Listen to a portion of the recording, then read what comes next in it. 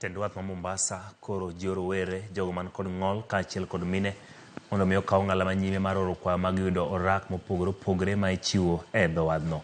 Kane loseno mane okelo kanyakla jopiny machiwo negi tiegruok ewi yore mar oro kwa ma kamago, Evelyn Imbugha motelo ne chiwo oragego koni thoth jopiny rem yudo thuolo ma kamago ne mar ok giluw chike mowinjore.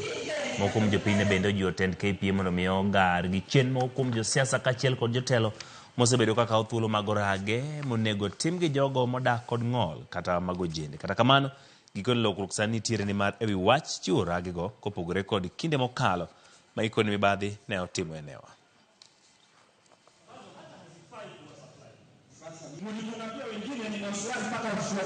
Our work is actually to train the disadvantaged group on how to access public procurement opportunities like contracts in KPA.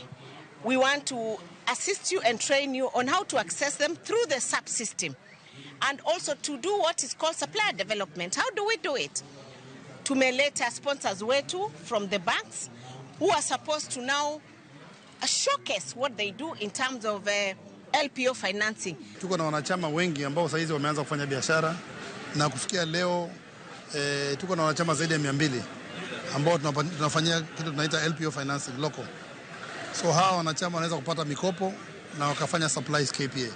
So hii ni siku njema sana kwao sababu wanapata ufahamu na pia wanapata njia za kupinda na kupata fedha. Tupale walikuwa wamejipiga kifua.